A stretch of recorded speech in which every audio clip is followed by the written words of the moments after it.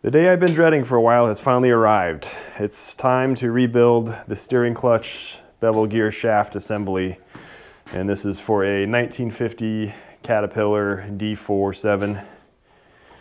There's the assembly, and I was waiting for this puller to come in.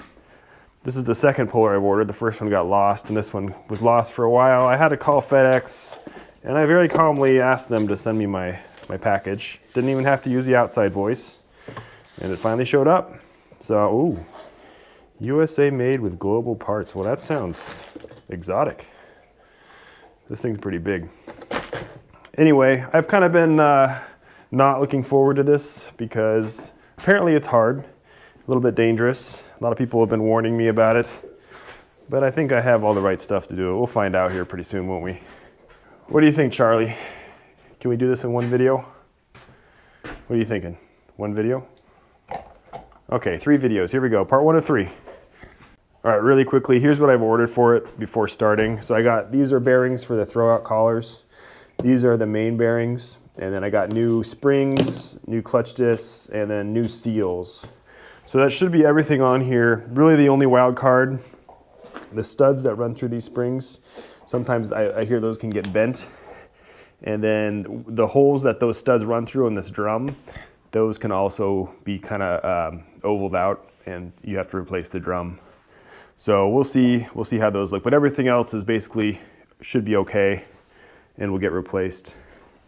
These bearings, I used the CAT part number, and I found a few suppliers, but they were all out, and I think the price was $45 each. So I looked at the trade number, the little part number on the side of the bearing, and it was Timken 555S, and I looked just online on like eBay, and I found a bunch of them for like $20 each. So these are really old, but they look okay in there. They're not rusty or anything. So yeah, let's say 555S cone bearing. Hopefully they fit. I mean, it's the same part number, it should. In a previous video, I bought this Porta-Power. This is a generic Chinese-made Porta-Power. It goes up to 10,000 PSI though, which is what I need. And I also bought 2 rams. I got a 20-ton low-profile ram and a 30-ton. This is a hollow ram here. Unfortunately, this is not going to work as I'd hoped or as planned because there's no gauge on it, so there's no way to tell how much actual power I'm putting down. And when I go and press these hubs onto this bevel shaft here, you have to set it kind of with a somewhat specific amount of force, which is going to be 10 tons in my case. And there's other stuff I need to press on too with specific force. So at the time, I also bought this gauge. This is a 10,000 PSI gauge here, which will tell me, if I'm using the 30 ton and I'm at 5,000 PSI, then it's 15 ton, and it just scales like that. So I was going to install that, and then I got to thinking about it, and I said, well, what is a normal hydraulic system run at? It's like 3,000 PSI. So all the fittings I bought, I mean, what are they rated for? So this is one of the fittings I got, or I actually had on hand. And I went and looked it up, and sure enough, these fittings are not even close to rated to 10,000 PSI. So, I mean, usually it's like, something like that would be maybe 6,000, and then it would have a burst pressure of 4 times that. But a T is way less than that. So I did some looking around online, and I found this T from Enerpac. Here's the part number. So Enerpac actually makes Porta-Powers. That's kind of one of the things they do. So this is rated for, I believe, over 10,000 PSI. It's a very thick wall, well-made piece there. Just as an example, here's these are both straight fittings. The one on the right is a standard hydraulic fitting, and this is a high pressure one. You can hopefully see that the wall thickness is maybe, I don't know, 50% bigger or thicker. So I don't know, I might be overthinking this whole thing, but I figure I'll go ahead and play it safe. I just, top goals of 2021 would be not getting shot in the face by 10,000 PSI of hydraulic fluid. Because, I'm going to be standing here pumping this, and this is what, 2 feet from my face. This thing wasn't even really that tight on there.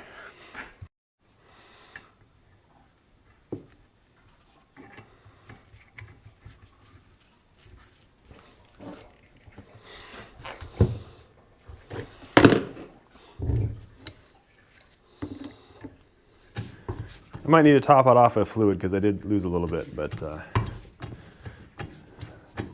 We'll see if it leaks under load. Obviously the gauge isn't even moving from this.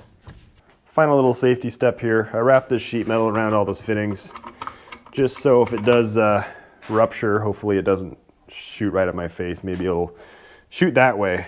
That'd be ideal probably. Okay, well I've already pulled off. There was this nut here, and then these were the lock bolts. So I pulled those out, and then in the holes where the lock bolts go, I'm going to put this. This is just grade 5 all thread.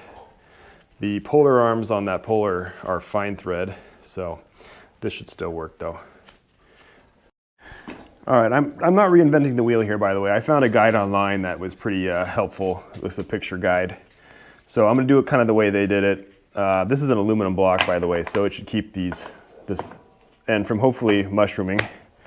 And then I'm going to put my ram here, and then I'll just put the puller arms right here. And then I'll just run a few nuts down on each side and we'll give it a shot.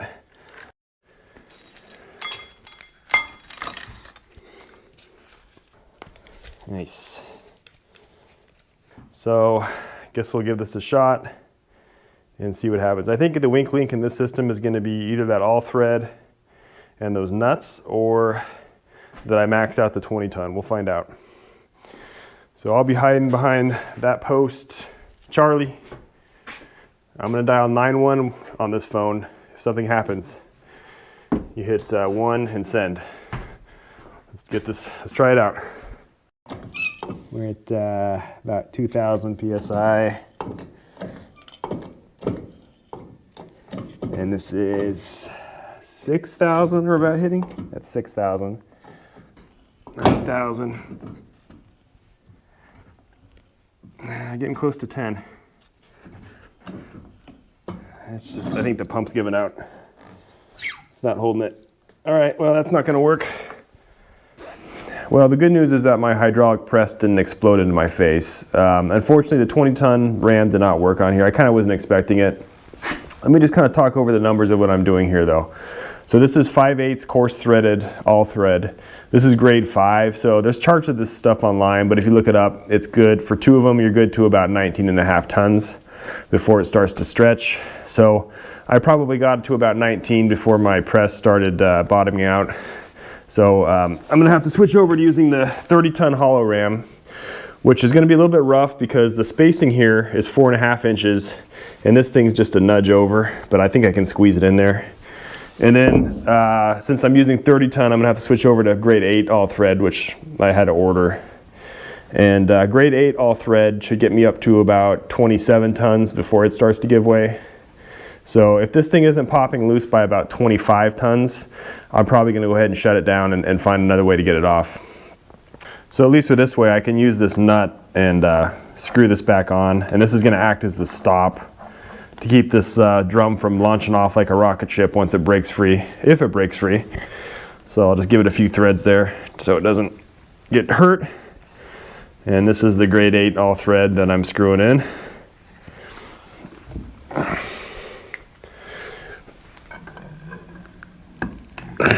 Yeah, it's not going to want to ride on here. So we're going to have to go up higher.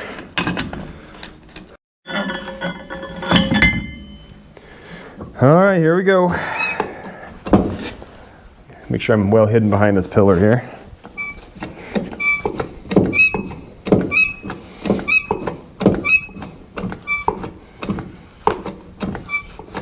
What are we at right now? 4,000 PSI. Here's 5,000. 6,000. And that was it. That kind of scared me a little bit. All right, well, so 6,000 PSI is I was about to actually release the pressure, but it was right at 6,000. So 6,000, that's 60% of 30 ton would be 18 tons. So I must have been really close before with that other ram. Just, oh, nope, there it goes. All right. So does this come off?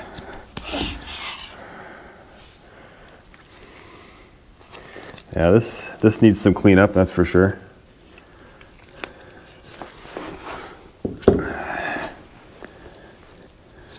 What is this? So this is the bearing cup. Oh, this is the seal. So I have a new seal. This is really nasty out here. So unfortunately, my new bearings do not have a new cone to ride in. And these actually look not good. There's some pitting in here. And definitely fails the fingernail test. So I'll have to see if I can find a bearing with a cone. This stuff's all pretty gross. I think this is just supposed to, oh yeah, I can see it's loose. This is just kind of not pressed on, it's just sitting on here.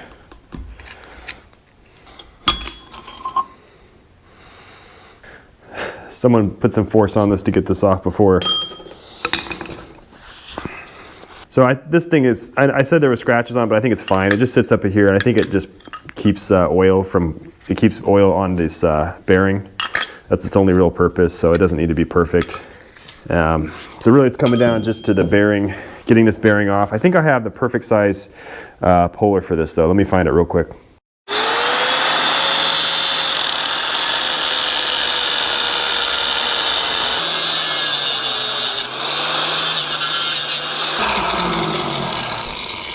There we go.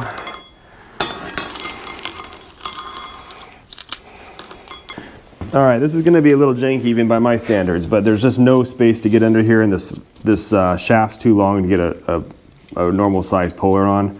So I got a couple leftover head nuts from the original engine, and I'm just going to stick them in here just to hook them in. There's a couple spots here where you can get them in here. And then I'll use the legs that came with the puller, which are 5/8 fine, which should thread into here. All right, here we go.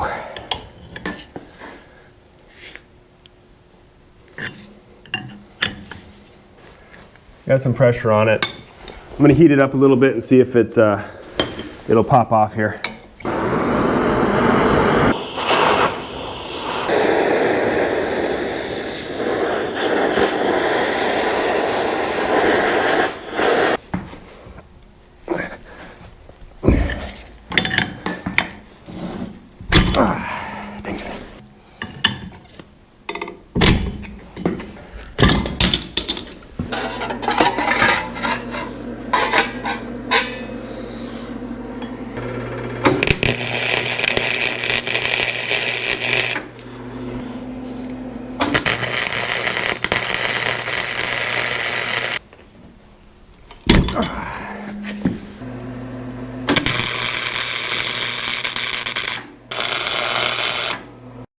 Okay, well I got these two nuts welded on.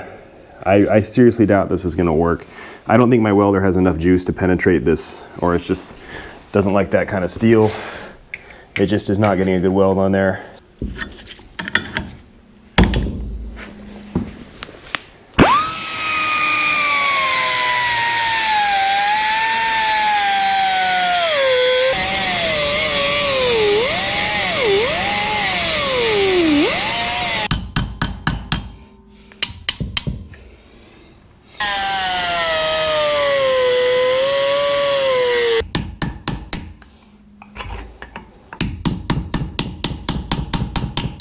Okay, there's not much left here, so let me just try to get this press back on here and see if this pops it. Coming? Yes, it's coming off. Now I can see how much damage I did cutting it.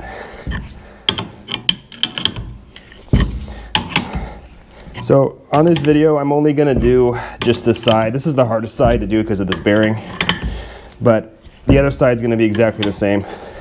I'm doing one set at a time so I can make sure I'm putting it back together right by having the other side as a reference. Plus it's a lot easier to work with it like this instead of sitting on its side.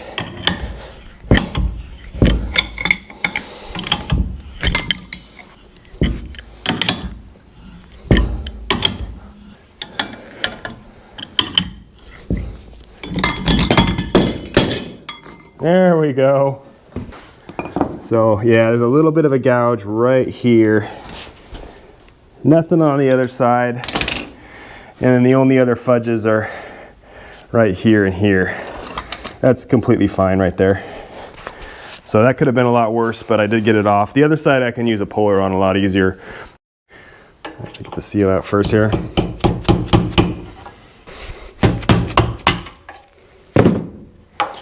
There we go.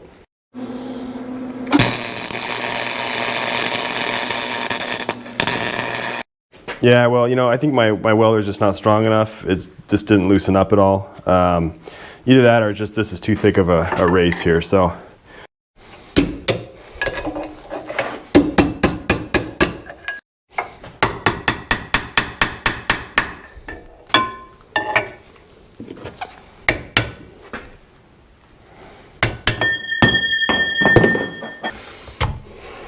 Got a snap ring.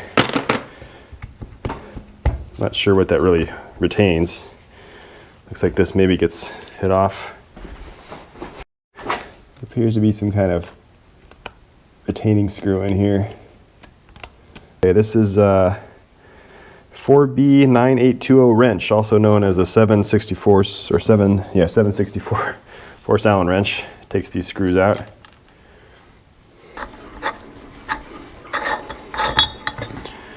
Okay.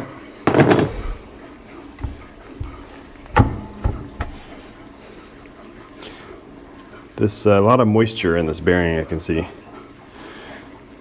The new bearing is like a plastic retainer. I don't think it really matters, but I'm interested to see if this is an original bearing or what this is. So I am cheating here. I bought this tool just because I don't want to screw around with springs flying off of here and hit me in the face. So it goes, does it go like this or this? I think it goes this way. And so this will go here. You know, I was going to do all thread on here, like through it, but I have to block these studs off because if you compress the springs, they're just going to, these studs are going to pop out the back. But this is off my press, and I can get, as long as I take an even number of springs out, like right there. So I can get 4 springs out and then leave these last 2 and do those as a second pass, just as long as it's symmetrical. So this should actually, yeah, it's going in easy. So the ones on the sides where there's no backing, let me see if you can see this. Those ones are not compressing, but these ones are. So I'm gonna go ahead and keep my face away from here. So that's good enough there. I can pop those retainers out. And then if we look under the bottom, I'm not gonna look under there, but I'm assuming they're sticking out. They're studs. Okay, the retainers out. Let's see if I can suck them out with these magnets here. I got these for the drain plugs. These are rare earth, really strong magnets. Anything that keeps my face out of here.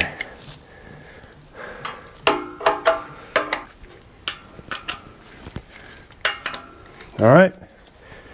That is 1, 2, 3, 4, 5, 6, 7, 8. That's 8. So I'm gonna let this up.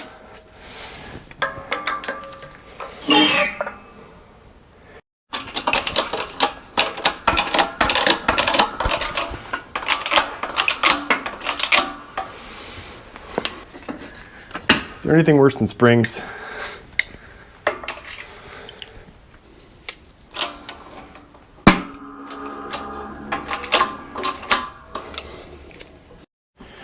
So here's the old springs. I'll get those in frame there. And the new springs are here. So the big one's actually pretty close, but the short one is about 1/4 inch longer, which just means that these are probably pretty tired. So I'm glad I bought new springs. Over here, I'm gonna have a lot of stuff to clean. I'm not sure how this comes apart.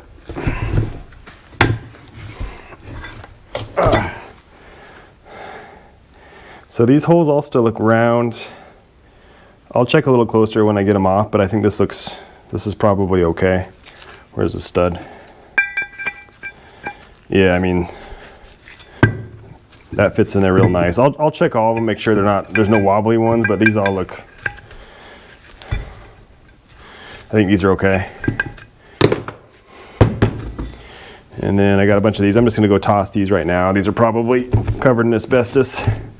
So obviously I'm glad I bought new steel discs because these are just completely destroyed. They're covered in pits. So this surface here is actually, I can feel it feels really smooth. This one has a lot of stuff buildup on it. I can't really tell. Yeah, it's gonna come off. I'm not gonna know until I clean this thing off. Now we've got quite the mess here and quite the mess here. But I think I'm gonna end the video there. So off camera, I'm gonna clean all this stuff up and then put it back on. And once this side's done, I'm gonna flip it around and do the other side. So it'll take me a while to clean up. It's not really fun stuff to film. You don't really wanna watch that. Well, that's all the hard stuff out of the way for this. The last big hurdle is gonna be pressing that hub back onto this tapered shaft. It needs to be done to, I forget, I'll have to look up. I think it was 10 or 15 tons. I'm gonna have to fabricate some kind of apparatus to do that. I have a few ideas, but we'll get back to that next video. While I'm here, I got the engine right in front of me here. I was thinking about this the other day. A lot of people were asking about the pony start on here. So first of all, there was no pony on this engine. I mean, it's supposed to be right there. It's gone. There was no pony on the original engine. So I've been thinking about, and I know a lot of people are talking about how hard it is to start cold, and I appreciate that. I have several, like my tractor is very hard to start cold. The way the pony works here is it blows its exhaust through here, the intake. There's a separate pipe inside the intake manifold, and then it comes out through this exhaust here, and that helps heat up the intake air. And then also the pony's spinning, and you can engage that clutch and it spins the flywheel, which it takes a long time when it's cold to heat this engine up. So kind of the direction I'm thinking is, since I don't have a pony, I really don't want to deal with a pony. I have the starter. I'm thinking I have another intake right there. I'm thinking about drilling a few holes in here and adding a couple grid heaters in to heat the intake charge air up. And I mean, it's not as good as, probably not as good as a glow plug that's inside the pre-combustion chamber.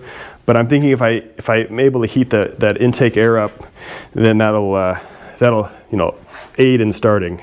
I am not an expert on diesel stuff. I don't know. I mean, that's kind of the direction I'm thinking. Maybe if you know better, let me know in the comments.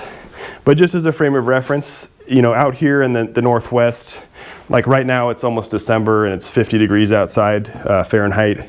It does not get cold here. I feel like I'm almost over the hump here on the hard stuff that needs to be done. Once the steering clutch bevel shaft is done, I can put the transmission cover back on, I can put the engine in, I can start the engine, I can work out all the stuff that I'm sure I got wrong when I was putting this together. And then after that, it's just, clean up, cosmetic stuff, probably everything else, which is a lot of stuff, I'm sure. So anyway, keep an eye out for the next video, and I really appreciate you watching, guys. Thanks so much, and I will be back very soon.